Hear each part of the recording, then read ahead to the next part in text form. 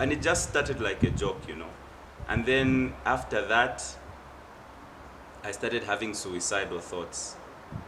I started having suicidal thoughts on a daily basis, and it affected every aspect of my life. When I say every aspect, I mean every aspect. Hello, beautiful people. Welcome to our Mental Health Month series dubbed Overcomer.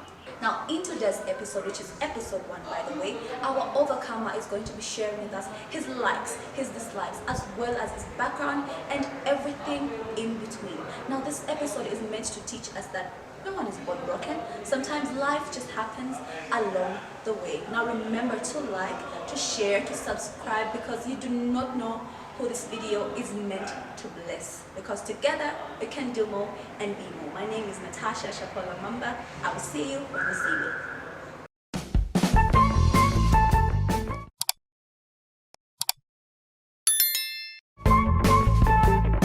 Hello everyone, my name is Shachileta Kasempa II. I'm a university graduate from the University of Zambia. I did my Bachelor of Arts in Development Studies with Sociology. So I grew up in a relatively stable home. My father passed away when I was only 2 years old, turning 3 in 1999. So that should tell you of how old I am. Yes, so I was raised by a single mother who provided all that we needed as a family, really.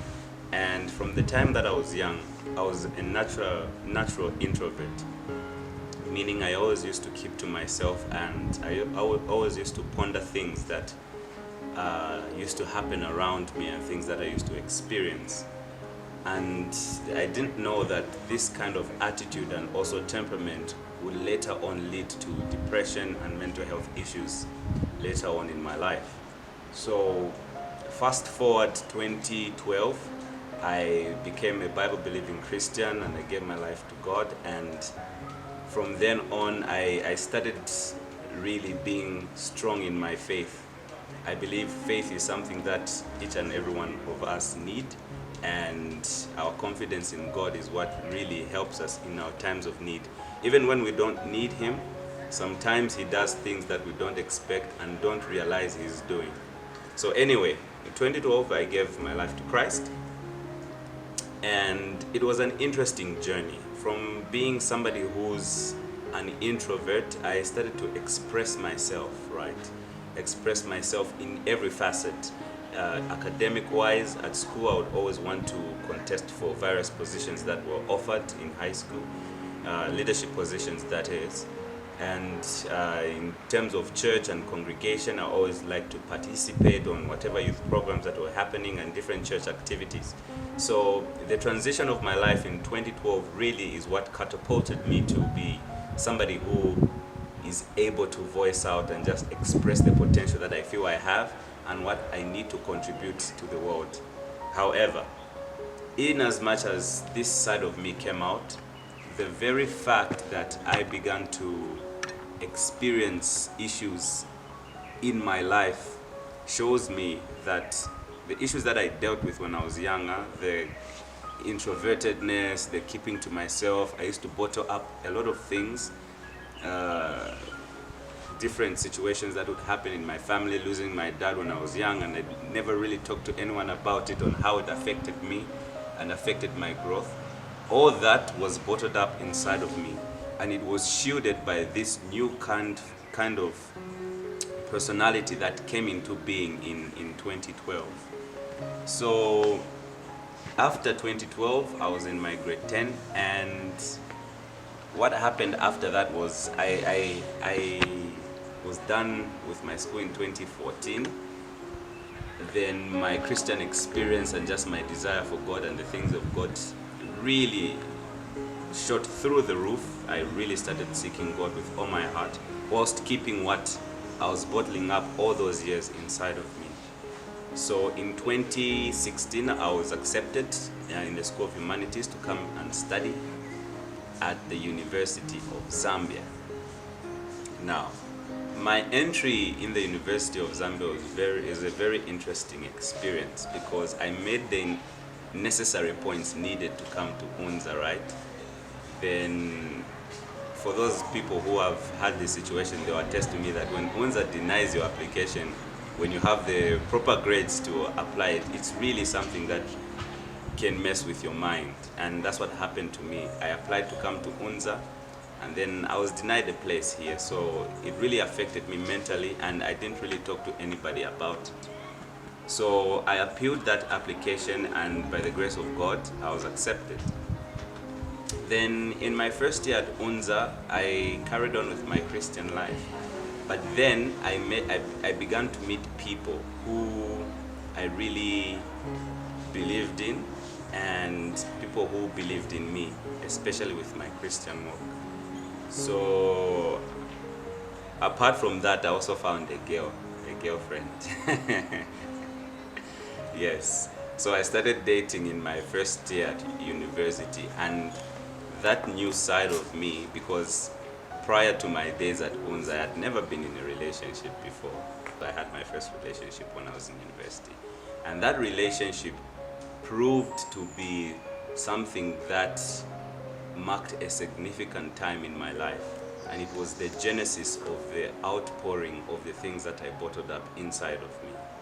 So as a natural hopeless romantic, I am the type of person who would always give everything that I could in whatever thing that I found myself in, be it church, be it school, and even the relationship that I was in. Unfortunately, with the other party, it was not the same, right? So I gave out a lot of my emotions into that relationship and invested a lot of my life into that relationship. Now, because it's something that is emotional, it affected every other area of my life. It affected my school, it affected my relationship with God, it affected different aspects of my life. And through that relationship, it was not a balanced relationship, in the sense that the person that I was in a relationship with was actually not fully committed to being in a relationship with me, in the sense that that person used to cheat on me, unfortunately. So because I hadn't really dealt with this issue when I was younger, and with the pain I experienced from being betrayed and having bottled up my lack of growing up with a father figure when I was younger, and just different things that I would struggle with in my life, I slowly started developing certain frustrations about myself. And a lot of insecurities about me began to build up inside of me.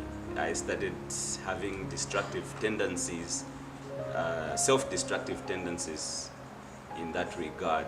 I struggled with a lot of depression. I went into a box. All the extrovertedness that I experienced and had prior to my first year at UNZA had all disappeared. I became isolated, I became frustrated, I became destructive, in the sense that because of the pain that I used to feel in my heart, because of this relationship and because of my past and everything that happened to me as a young boy, I started to have thoughts. And most people who are critical thinkers will tell you that critical thinkers tend to overthink certain things at times, and when you mix that with emotions, it's not a good combination. And I started having suicidal thoughts, because for me my life didn't make sense, not because of the relationship, but because of how I never really thought that this was what my life was meant to be, in the sense that I started asking questions. Why did my dad die when he was young? And why is it that whenever I commit to something, not only relationship-wise, but any form of friendship and personal connection, it always never works out? And I started having insecurities. I started to doubt whether people that were close to me loved me or not. And it just started like a joke, you know. And then after that, I started having suicidal thoughts. I started having suicidal thoughts on a daily basis, and it affected every aspect of my life. When I say every aspect, I mean every aspect. I stopped eating. I actually developed a sickness even after I started experiencing this depression. Because of my lack of eating, my bowels had issues, so I started developing gases, of which I was even admitted at a certain point whilst I was in school. And the depression culminated into 3 suicide attempts. The first time I attempted suicide was I drank an insecticide, of which didn't work.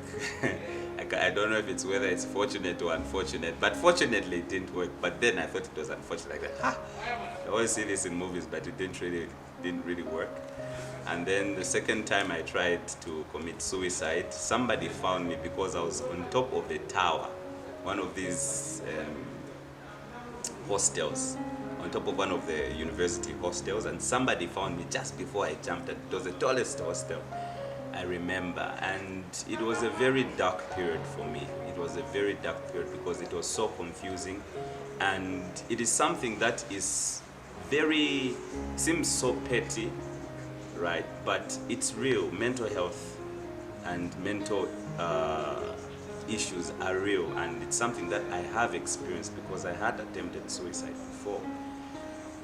And I thought I was lost. After writing my exams in my first year, I thought I'm not going to come back at Gonza because I would never even really studied, struggled with all this mental health. Surprisingly, I passed by God's grace, and the mental health problems continued throughout second year, always threatening suicide, planning suicide. And then for the first time, I started to share my struggles with my pastor. And he began to encourage me of reminding me who I am and who God is in my life, and that I'm not defined by my past mistakes. I'm not defined by the things that haven't happened to me in my past, the things that have been happening in my family. I'm not defined by my family history or these issues that I'm facing, but I'm defined by a greater purpose, and there's a purpose that God has given me. So he constantly used to encourage me and reminding me of why I am alive and why I exist, right? And through that counsel and also sharing my experiences with friends of mine, my peers, I had friends who were studying psychology in second year who would help me out. And one friend in particular, I think I can even mention her name. Her name is Janna Kabanga. She really helped me out, and she was there for me as a friend to help me through the mental health issues I was facing. And slowly but surely I got on my feet and I began to rediscover who I am. I began to now pour out everything that I am to the world and just share my story. I began to say, no, these are the issues that I'm struggling with, but I know who I am and I want these things to go. And it wasn't easy. It wasn't easy, trust me, but the genesis of my recovery started when I began to share my story, when I began to share my pain and everything that I was going through. And long story short, after months and months of struggling with this depression that I had, I found myself on my feet and I rediscovered my purpose, and the depression went away through prayer, through counseling, through sharing my story, and also just embracing that I do have a problem and I need it to be fixed. And as I was entering my third year at the University of Zambia, I was completely well, mentally, emotionally, spiritually. I was in a place where I needed to be. And many people at the university, even upon seeing this interview, I'm sure will be surprised over this interview, because most people at UNZA know me as a revolutionary political figure within the institution because of various causes that I've advocated for in my third and fourth year. But the foundation of all that began with me dealing with my internal problems. Then I became who this university wanted me to be, and eventually becoming who this nation wants me to be. So I would just like to encourage you out there that mental health is something that is real. Mental health is something that a lot of people are facing. And it ranges from things that are so serious to things that are just petty. Because one thing we must realize, that mental health does not segregate situation, family, or environment. It can happen to anyone if you do not take care of your thoughts, if you do not take care of your emotions. And if you're going through such a problem, I would urge you, for me, what worked for me, and I'm certain it can work for you as well, is opening up. Open up to somebody that you trust over the things that you're struggling with. And the most important thing for you to do, if you're struggling with mental health, is pray. Ask God to intervene in your situation. Because everything of existence right now comes from eternity. Everything that is manifest and everything that is finite comes from infinite things. And it's very important for us to express our faith, to express ourselves to God on the issues that we're struggling with. Because if this aspect is missing, you will find that your mental health problems will tend to be recurring. Because some of you that are listening to this probably are thinking, no, but I've shared my story, but I'm still going through this and that and that and that. And it's true, that happens. But once you share your story with God, you share your pain with God, and just trust in Him, as well as opening up to those people who will be consistent with you in trying to help you out, those people who will be consistent in helping you achieve the mental results that you would want, which is becoming fine. Only then can you truly be a person who's